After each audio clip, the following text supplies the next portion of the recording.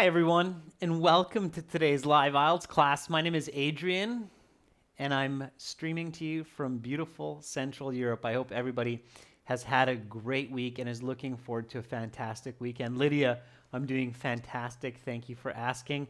Pachu, welcome aboard as well. Marjona, I am well. Thank you for asking. Welcome, students. This lesson, as usual, is presented to you by aehelp.com for academic IELTS success. Check us out there. For the general IELTS, visit us at gieltshelp.com. That's general IELTShelp.com, where we have lots and lots of practice exams, videos, interactive courses to help you. We have apps that link to the websites. This lesson, everyone, is focusing on the listening section. We're going to practice part 3 and 4 together to aim to perfect our listening skills. Patel, Chetna-Ben, good luck on your exam tomorrow. I hope you do well. Patel, the trick is to stay calm. Slow and steady wins the race. Don't rush. Stick to strategy. Welcome, Carolina. Hi, honey. Welcome to our members as well. Everyone, our websites look like this. This is our academic website here with the blue background at aehelp.com for academic IELTS. You can click that big red button to join us there. And for the general version of the exam, it's the green background, and you can again click that big red button to join us there. Well worth it. We are a British Council IELTS registration test center in Saudi Arabia, and we have certified British Council agents working for us as well, so you can ask us questions. All right. Asad Beck, we do not have a Telegram site. Okay. All right. So if you have questions, send me an email. Adrian at aehelp.com. I will gladly answer. If you're using mobile, you can get our app, Academic IELTS Help, link it to aehelp.com, or General IELTS Help, link it to gieltshelp.com. And tomorrow we'll have some speaking part 2 and part 3 at this time and earlier. And right now we'll get right into some listening. Again, this listening exam is our 6th exam. So for those of you who have our books, this is exam 6. And we're doing part 3. Now, up until 2000, they used to call them sections, section 1, 2, 3. But now they call them parts. So this is part 3. Next year, you'll see this changed in these older exams to part 3 as well. Here we are going to listen to an interview between an interviewer, a reporter, and an author talking about their book. Okay, remember yesterday we took a peek at this, all right? Pardeep, I'll talk about how to solve multiple choice questions in the listening in just a few moments after we do this part 3. I'll talk a little bit of strategy about that. So don't forget your question. Okay, everyone, so I'm just going to hop back to the website here for the audio. Log into my student account here. Once I'm in my student account, I'm going to go past the computer-based practice exams, the online course, the workbooks, the lesson videos, and then I'm going to hop into my IELTS audio CDs. And from my audio CDs, I'm going to go to CD 6, track number 3.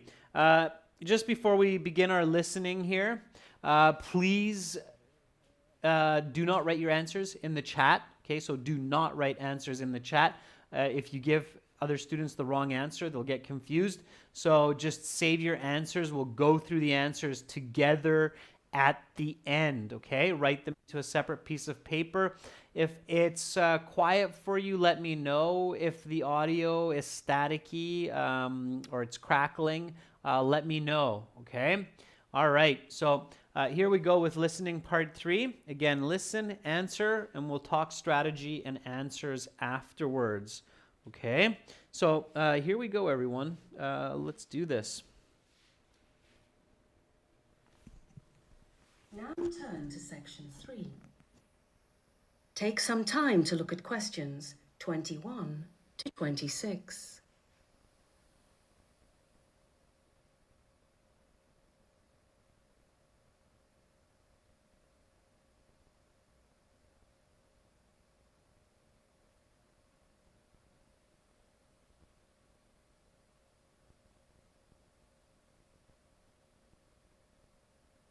Listening, section 3.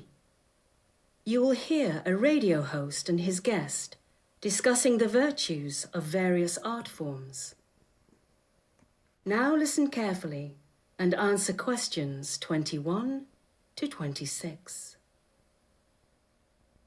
All right, welcome back, everyone. Our next guest is the curator of a major art gallery in the city who has just released his second book on the virtues of art. We're pleased to have Mr. Edgar Patterson here today. Welcome to the show, sir. Thank you for having me on. It's a pleasure to be here, and please call me Edgar. Edgar, of course. Now, in your first book, published 4 years ago, you focused on performance artwork such as plays, musical concerts, films, and other such works. Your second book is a little closer to home for you. It concerns purely creative fine art. Well, yes. It deals with the aesthetic virtue of different painting styles. Okay, so give our viewers a quick rundown on what your book is about. Does it make an argument? I mean, does your book take a position on a certain issue in the world of art? Yes, my book does take a position, and a rather radical one. The main thesis of my book is that the meaning we associate with a painting exists purely within ourselves. This is in stark contrast to many commentators who believe that the author of a painting gives the painting its meaning. Under this framework, if an artist intends his painting to represent the fear of an orphan child, then this is the one and only meaning such a painting can have. We might call this the intention theory of art. Conversely, my theory is that no matter what the intention of the author is, the meaning of the painting comes from the viewer. The meaning is exactly what the viewer thinks it is. This solves an important problem with the intention theory of art, namely that we do not have access to the mind of the artist, and therefore we do not have access to the painting's meaning at all. Very interesting, Edgar. But doesn't the intention theory work as a sort of grounding for artistic analysis? What I mean is, while we might not know the meaning the artist intended, isn't the point of art to try to discern this meaning? If art is just whatever we want it to be or feel it as, doesn't that somehow make it less valuable? That's an astute critique of my position, but one I have an answer for. My response is that art is not merely what we want it to be or feel it as. We can still participate in our critique and interpretation. All I want to say is, in the end, it is up to us to discern the meaning and value of paintings on our own. You now have some time to look at questions 27 to 30.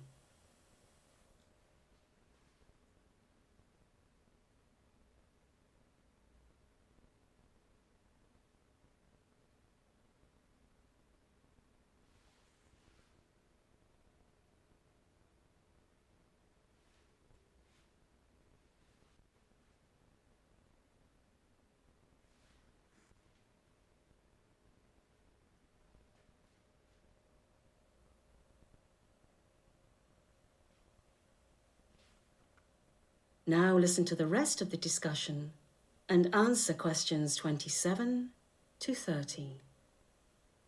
Now, let's talk about one type of controversial art, abstract art. How does your, can I call it a subjective theory of meaning? Yes, that is fair. Okay, how does your subjective theory of meaning apply to something like modern or abstract art? Art which doesn't tell an obvious story or have a clear meaning. Many people think that such works of art have no meaning at all. It's certainly an interesting case, but one which my theory is well matched to deal with. You see, abstract art has its critics. Like you say, they think it has no meaning at all. However, other people think abstract works of art have all sorts of meanings. Now, under the intention theory, most of these commentators will be wrong, since the work of art either has a meaning or it doesn't, and if it does, then it only has a single meaning. So under the intention theory, only those critics who discern the specific meaning of the artist will be successful. My theory, however, results in each critic being correct in their own way. For example, if, after critically analysing a certain abstract work of art, I determine it is meaningless, then it is meaningless. Because the meaning of an artwork comes from within, I cannot be wrong, and neither can other people. The critic who sees a metaphor for suffering and the critic who views it as something entirely different are both right. We are all correct in our interpretation, as long as we've given the painting a fair critique. What do you mean by a fair critique? Well, I mean it is not enough to merely look at a painting and write it off immediately as meaningless. One must go through a certain process. That said, there are certainly other... That is the end of section 3.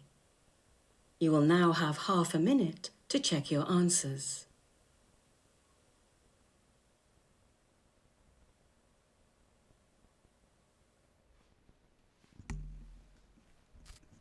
All right, students, and in that half minute, you should check your answers. Okay, I saw a few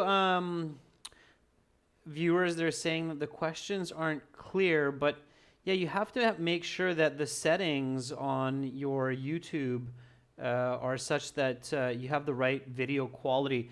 You need to keep in mind this is a live stream with ultra low latency, everyone. So I can see the questions clearly on my screen. I actually have a computer showing me what you should see, and it's clear on my screen, which means it can be clear on your screen as well if you have the right settings. Okay, so for audio video with your live streams, always check your settings.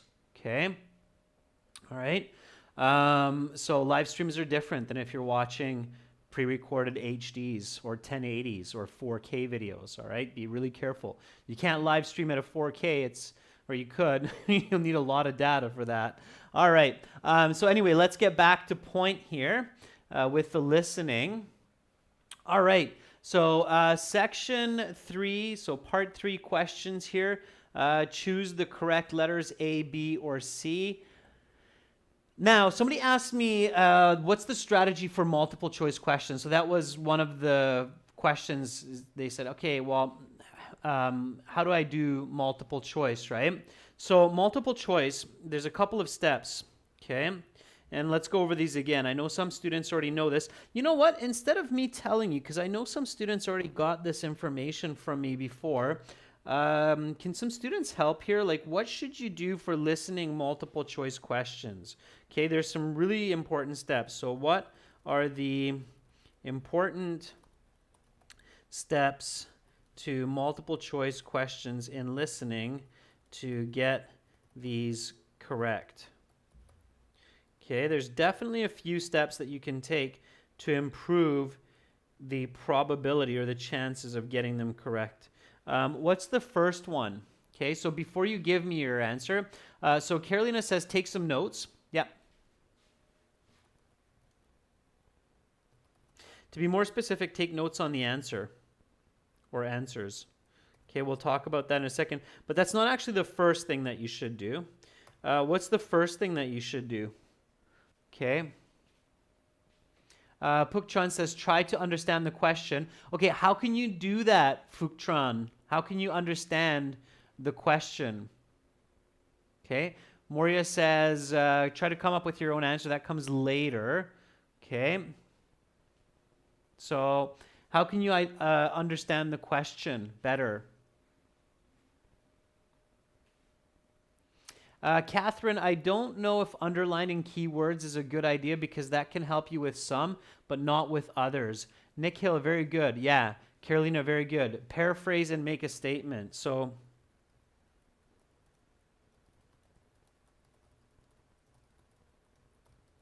okay.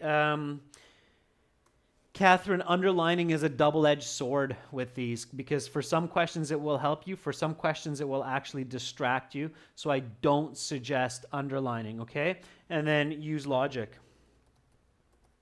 These are the 3 most important steps, okay? So coming up with your own answer, that concept is like use logic, okay? All right? So, but the first step is paraphrase and make a statement. And when you have, a simple answer like 1, 2, 3, it's a little bit easier. But when you start to get into sentence answers or phrase answers like this, A, B, C, these become much more challenging. okay? Because it's easy to read 1, 2, 3 in the amount of time you have, but it's very tricky to try to read all of this information, okay? Especially when it's wrong information. So when you have the 30 seconds to review the questions, you need to change this to a statement, and you need to paraphrase it.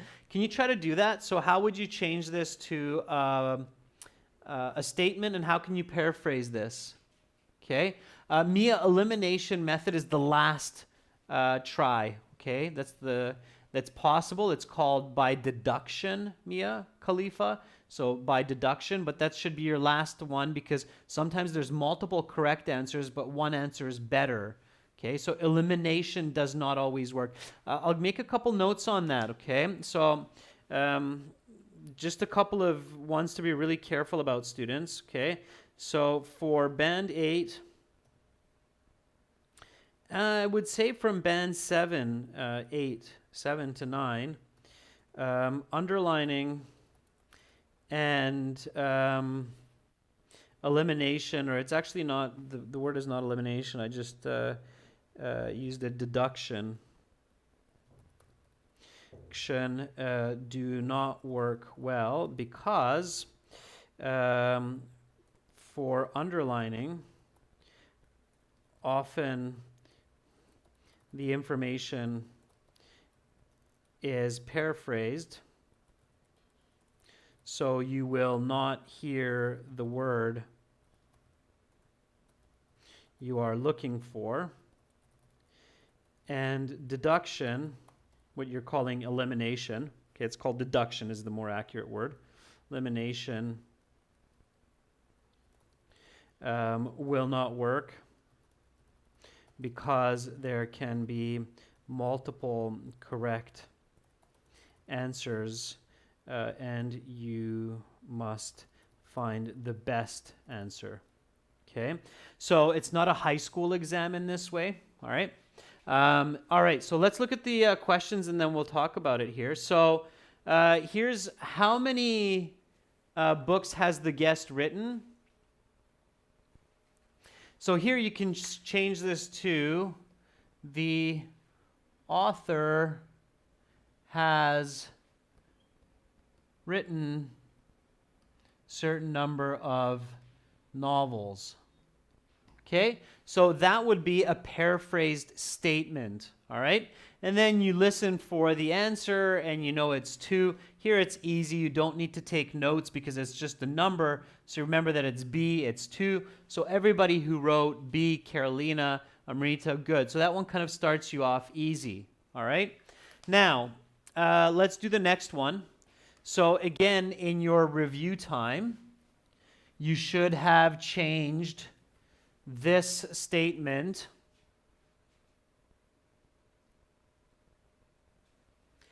to paraphrase it. So what description does the guest give his book's thesis? The author describes the main idea of his book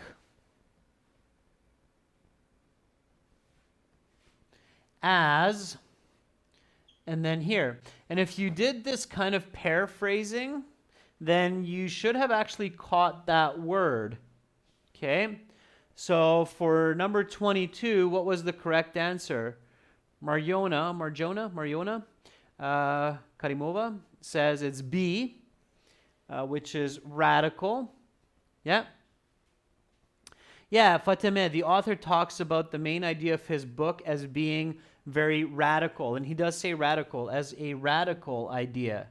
And if you paraphrased thesis as idea or main idea, then you hear the word radical. The author actually says, the idea of my book is quite a radical one.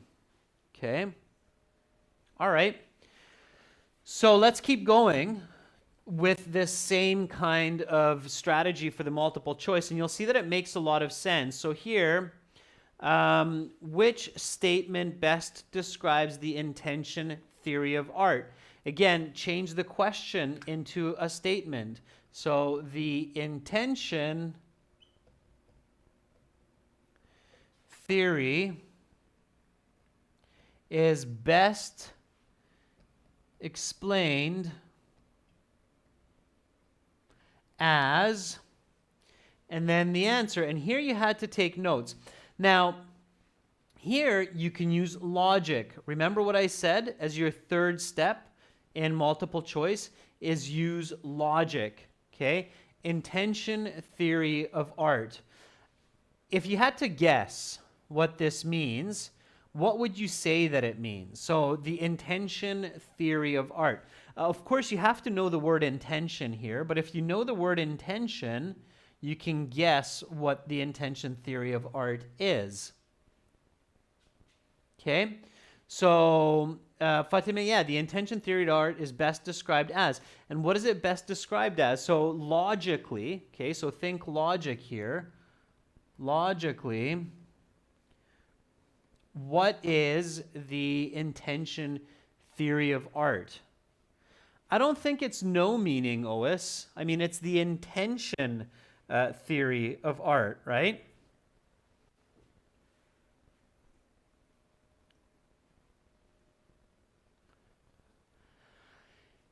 Sunder, I think you got it backwards. Okay, so Sunder says the intention theory of art has been described as the meaning comes from the viewer. No, I disagree. The intention theory of art means the intention comes from the artist.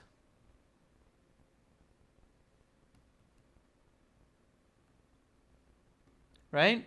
So if I draw this, okay, I really got creative. What do you think this is? All right. So what is that? It's a stick man, because that's what I wanted it to be. Okay. So it's a stick man. All right. So it means that the author creates an artwork's meaning. So here the answer is A, right? The intention theory of art means the author intends the artwork's meaning. All right? Okay? So 23 is A. The author intends the meaning. All right. So we keep going. We look at the next one. Same thing. More challenging multiple choice. And we're continuing with logic. So what is the biggest problem with the intention theory? The difficulty with the major difficulty with the intention theory of art is, and again, it's logic. So use logic for this answer. And if you're taking notes, you can probably catch it as well, because they say this very clearly. They say this very, very clearly. Okay? Sudishksha, don't worry about how they make you feel. Focus on mastering these questions, okay? So Lichka Mutha says, we don't have access to the mind of the artist. Absolutely, right? We can't see into the mind of the artist unless you know the artist personally. But that can be very difficult, especially if the artist isn't alive anymore. Okay? So, no, there's no such thing, Shokrukbek, as because there are two B's, one A, the answer will be C. And in this case, it's actually A again.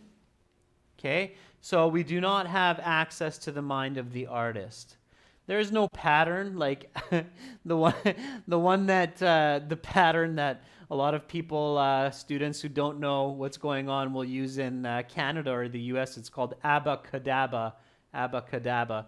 But no, there's no abacadabra here. Okay, so we don't have access to the mind of the artist. We can't see inside their head. So if I draw you something like this and ask you, what is that? That's going to be a really tricky one, right? Yeah, Fatime, logic can really help you, okay? So, you might say, well, I don't know what that is because I can't see into Adrian's head, but for me, that's 3 sun tanning beds beside a swimming pool on a nice, warm, sunny day, okay? Abacadabra, Muskan, would be with a C, not with a K. Abacadabra. No H, no K, just with a C. But don't use that, Muskan. It doesn't work, okay? All right? So we don't have access to the mind of the artist. Okay. So even when a listening sounds challenging, like this part 3, it isn't actually that bad if you're using good visualization, good logic, and good strategy. Okay? All right. So numbers 25 and 26, write no more than 2 words and or a number for each answer. According to the host, so this is not the artist, it's the host, one of the main goals in art critique, so criticizing art, is to understand the painting's something, and the intention theory seems best equipped for this. Yes, Jazz, that's what it is, but don't use it, okay? All right. Fun Unlimited, we just had our Task 2 writing class before this one. Okay, so we want to understand the painting's feelings. Paintings don't have feelings, Sunder. Artists have feelings. Paintings don't have feelings. They can elicit feelings from the viewer, but the painting itself is not a living being, so it's not a... Yeah, Oa says it's the painting's meaning, okay? So don't overcomplicate it. It's the painting's meaning, okay? So if I draw this, right? And you don't understand what it is, and then you say, oh, it's 3 sunbeds beside a swimming pool, then there you go. Now you understand the meaning of my art. So it's 3 sunbeds alongside of a swimming pool on a nice sunny day. Okay, so people want to understand what they don't know. They want to understand the meaning of the art. Okay, again, it was there. All right, here we go. The guest responds that art is not something we want it to be, but that we must also participate in critique and interpretation. Interpretation means understanding. Okay? So, what is it? Nikhil says merely. Yeah, merely. Merely meaning just. Okay? So, merely what we want it to be, so just what we want it to be, but we should participate in interpretation. So that was merely, M-E-R-E-L-Y. Very good. Lots of people got that one. Good. Okay, so here we had to fill out this table. And here we have the 2 different types of art critique: intention theory and subjective meaning theory. So this is where the painter or artist gives meaning. Okay? And subjective meaning is where the viewer gives meaning. Okay, it's very important to understand that difference. So, intention theory, the artist gives the meaning, subjective meaning. So if I draw this, and I say that's 3 sunbeds next to a swimming pool, and you say, no, it's not, it's waves in the ocean, then subjective meaning theory says that you're correct. Because if you think that it's waves in the ocean, it's up to you, and you can be correct. Intention theory says, no, you're wrong, because Adrian, the artist, said it's 3 sunbeds next to a swimming pool on a sunny day. Okay? All right. So, let's figure out the missing information. Here we go. The situation: critic thinks critically about an artwork and judges it to have no meaning. Intention theory says that the critic is something. Subjective meaning says the critic is right. So here it's wrong or right. And if you pay attention, you can figure out that you've got a 50-50 chance for each of these. Okay? Yeah, this one's wrong. Because the artist always has some kind of an idea. Okay? All right. The next one. Here we go. A critic does not think critically about an artwork and judges it to have no meaning. Critic is wrong. Okay? Subjective meaning theory says the critic is, for number 28, right or wrong? So, does not think critically.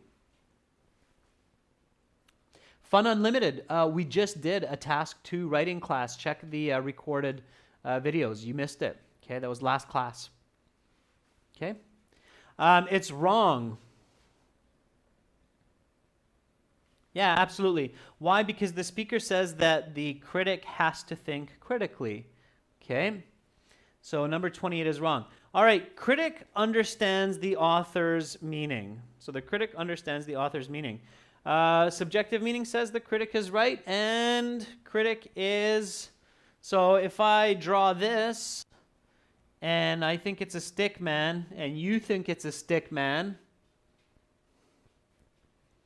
is it right or wrong? Exactly. So Amar says, I didn't listen to the audio and still got it wrong. Right. Yay. Yeah, Amar, if you're using good logic, you can figure this out.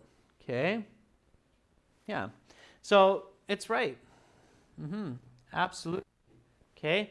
So you think it's a stick man, I think it's a stick man, and we're going to be right.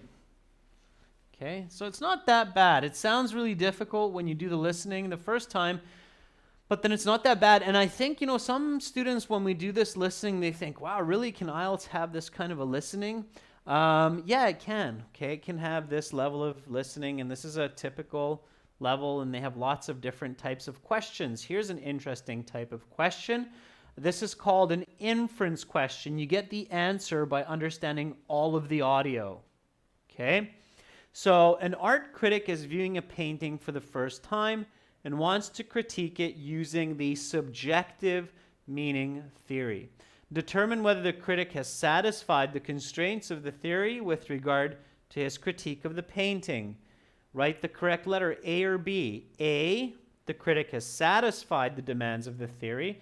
B, the critic has not satisfied the demands of the theory. And then here's the situation for number 30. So it's either A or B. The critic looks at the painting for a moment and concludes from his initial impression that the painting lacks aesthetic value. So the critic looks at the painting for a moment and then concludes from his initial impression that the painting lacks value. A, the critic has satisfied the demands of the subjective theory, or B, the critic has not satisfied. What do you think it is? Jas, it's exam number 6. Okay? So the correct answer here is B. Why? Because for a moment concludes on his initial impression. Okay? So you have to understand either of these words, and then you understand that the critic has not satisfied. Why? Because for the subjective theory, okay, subjective intention or subjective meaning theory, it says that you have to carefully look at the painting, okay? And you have to really analyze the painting before you make a judgment. So you can't just look at the painting super fast and say, oh, that's got no meaning. Look at it carefully. If it really has no meaning, then say that after some critical analysis. So B is the correct answer here. Okay, so this is called an inference type question, and you can get one of these in part 3 or part 4. Okay. All right, so maybe a bit challenging. Hopefully the lecture one will be a bit smoother for part 4, and we're going to do part 4 right now. Remember from yesterday's class, part 4 is going to discuss roads. All right, roads. and then we'll add up our marks at the very, very end. Okay? All right, here we go. So let's do this. Again, I'm playing the audio through my mic. 12. So here we go. Let me 13. just, whoop. We never stop the audio. 14. There we go. Now turn to section 4. Okay, just a second. Okay, so here we go. Let's do part 4 together. Again, write your answers on a separate piece of paper. And if it's quiet for you, turn up the volume. And if you can't read it, then adjust the settings to 720p or adjust the settings on your YouTube, okay? So here we go, everyone, with part 4.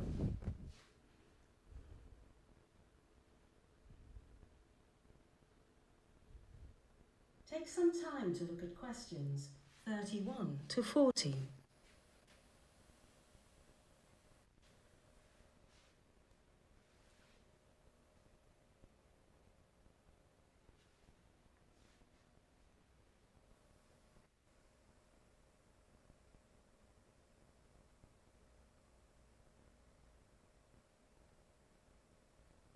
Listening section 4. You will hear a lecture about road infrastructure and its connection to economic prosperity. Now listen carefully and answer questions 31 to 40. Roads have been connected to economic prosperity for millennia. The first roads were thought to have been created by animal grazing, utilized by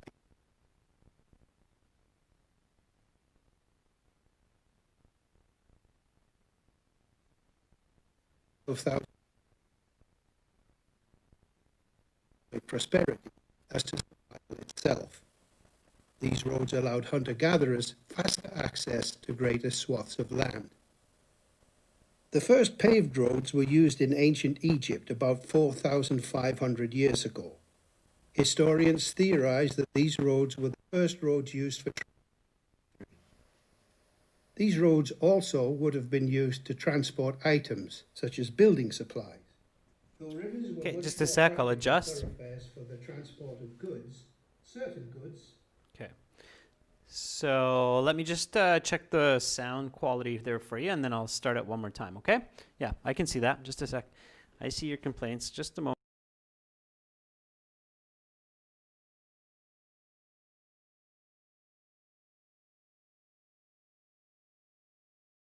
Know how the sound is. I can adjust my equipment. Sometimes it's the low latency stream. So here we go. Let me just go back to the beginning here, and then we'll go about there, I think. Okay, can everybody hear me okay? Yeah? Yeah? Okay, all right. So if, again, if the audio is bad, just let me know, all right? Here we go. Let's do it one more time from the top.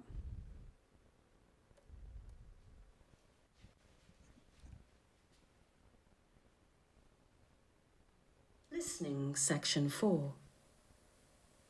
You will hear a lecture about road infrastructure and its connection to economic prosperity. Now listen carefully and answer questions 31 to 40. Roads have been connected to economic prosperity for millennia.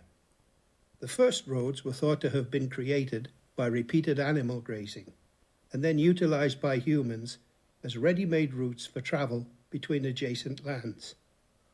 These roads, evidence for which exists going back 12,000 years, were likely not connected so much to economic prosperity as to survival itself.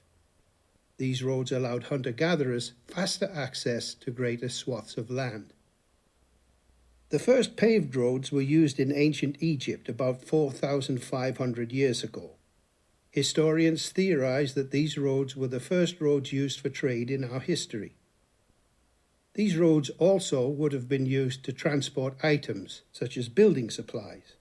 Though rivers were much more practical thoroughfares for the transport of goods, certain goods from certain areas could not be transported by boat, and this necessitated the creation of roads for economic reasons. The Silk Road, though not precisely a road, is one of the most famous trade routes in history. Composed of many types of road, the Silk Road stretched from China and Thailand in the east all the way through the Middle East and terminating in Western Europe. These different routes of the Silk Road brought myriad items from the east to the west, including, of course, silk. This brought economic prosperity to China and surrounding regions for many centuries. The Silk Road was so valuable for commerce that it persisted for over 1,500 years. The Roman Empire was the first major manufacturer of a system of roads. At its height, the Roman Empire contained 29 major roads, totaling over 75,000 kilometers. That's enough road to go around the world twice. Notably, this is almost the precise total length of the modern United States interstate highway system. These roads connected the vast lands of the empire and brought an intertwined economic prosperity to the diverse regions of the empire. Furthermore, the roads were used for military transportation, giving the Romans a massive strategic advantage over their less advanced adversaries. Through the Middle Ages, roads continued to be built and used for trade and commerce, though technological advances were virtually non-existent. Though tar-based roads were used briefly in the Arab Empire in the 8th century, this technology would not take off for another millennium. Today, our roads and highways connect our communities, countries, and economies. They are the modern trade routes by which we are all connected to each other. The modern world would not be possible without the vast expanse of road infrastructure. One interesting development in the history of road infrastructure was the advent of underground systems. The first such system, the London Underground, opened in 1863.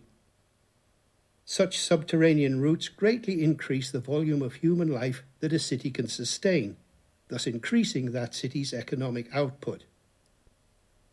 London would not be a fraction of the economic powerhouse it is today without its underground rail system. The same can be said for virtually every other major economic centre. Underground systems are the next generation of economic generators.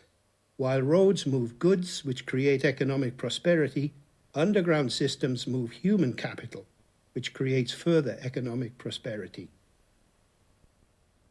What is the next great advance in ground transportation? Some futurists have theorized about a system of tubes propelled by air pressure or other means, which would transport individuals vast distances in short times. Such a system could move humans at unprecedented speeds, perhaps with an economic footprint far less than that of subterranean networks. Such tubes could even be built underwater. Imagine such a system connecting New York to London or Tokyo to San Francisco. It would be incredible. Whatever lies ahead for humanity, roads have gotten us to where we are, and they are very likely to play a prominent role in getting us to where we will be next, in one form or another. That is the end of section 4. You will now have half a minute to check your answers.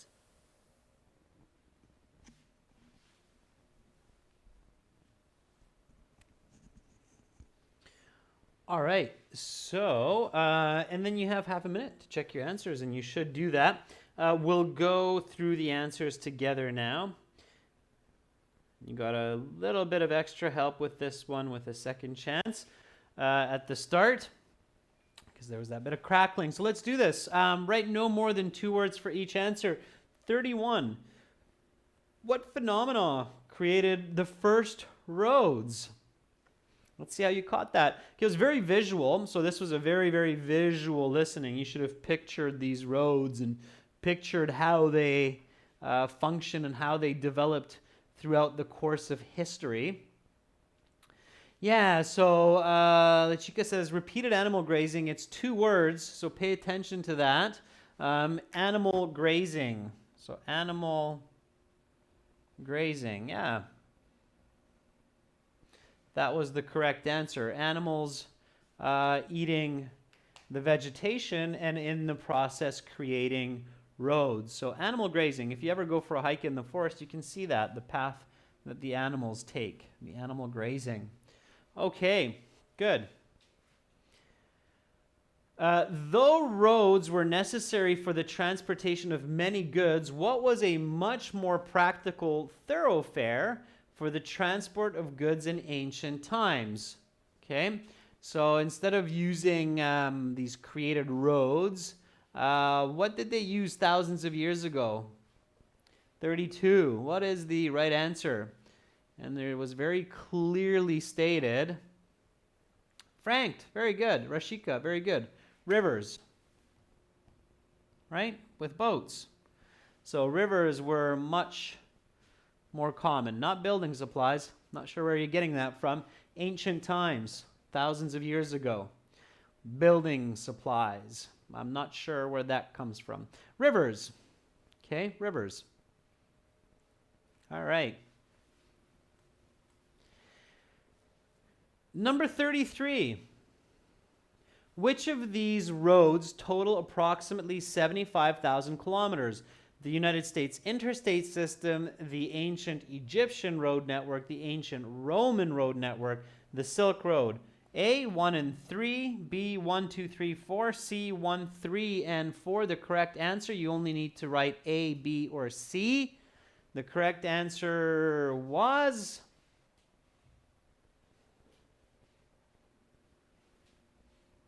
A, United States interstate system and the ancient Roman road network. So A is the correct answer there. Okay? All right, let's keep going. Questions 34 and 35. So the order doesn't matter here. What were the two benefits of the Roman system of roads? Economic prosperity for the city of Rome. That doesn't make sense because it's an empire at that time. It's not a city. Increased mobility of the Roman armies. Rapid technological advancements. The importation of luxury goods from China. I did not hear that. I didn't see that. Broaden the economic prosperity for the empire. Correct answers. B and E. Okay, so I hope you visualize that. The speaker clearly said their armies were able to move around using the road system. And also the speaker said it brought greater economic prosperity for the Roman Empire. Okay, Rome was not a city, but an empire in the past. Okay, and you can write E and B or B and E, it doesn't matter. Right, so B, E, those are the two correct answers. If you got one right, you'll get it correct for that one because it's two questions. All right, and here you had to figure out if it applies to ancient roads, to subway systems, to future transportations, or all of the above. Okay? So, increases economic activity. Ancient roads, subway, future, all of the above for the first one. Nikhil, very good for 36. Yeah, Nikhil, excellence. D. Yeah, I mean, that's the topic of this lecture, right? So the speaker's talking about roads and economic prosperity. So 36 makes sense. Responsible for the growth of modern cities. And if you visited cities like Budapest, London, Tokyo, New York, you can definitely get this one. Okay, many cities have this. For number 37, Nikhil, very good. It's B. Yeah. Subway systems. Okay, big cities have subways to help people get around. Okay, 38, used for military transportation.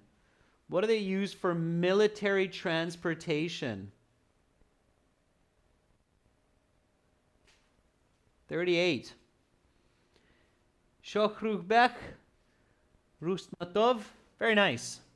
It is A. Ancient roads, right? Your army is marching down the road to the next city, okay? Subways, no, it would be a bad idea to put soldiers on a subway. Okay. Okay, and 39, moves human capital. Which one of these moves human capital? Future transportation, ancient roads, or subway systems? Which one of these moves human capital for the most part. Okay. Number 39.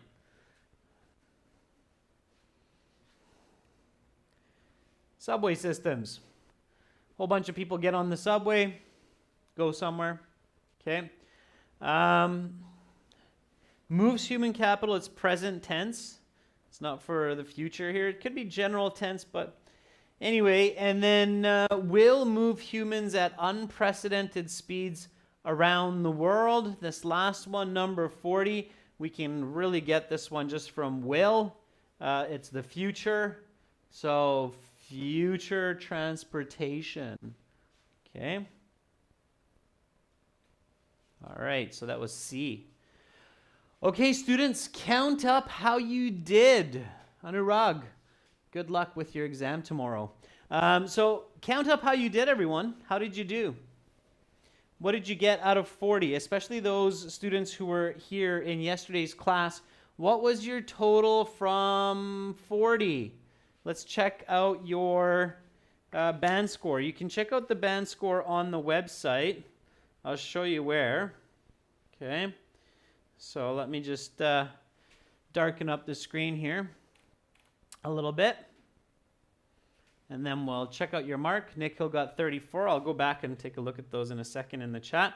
So at the very, very bottom of the website, you have this score calculator at the bottom here. Okay? Right there. Score calculator. You can use that for free, by the way. And then here you have your listening score out of 40. Okay, so listening score out of 40. Let's do this. Should be able to see that now. 34 is a band 7.5. Okay.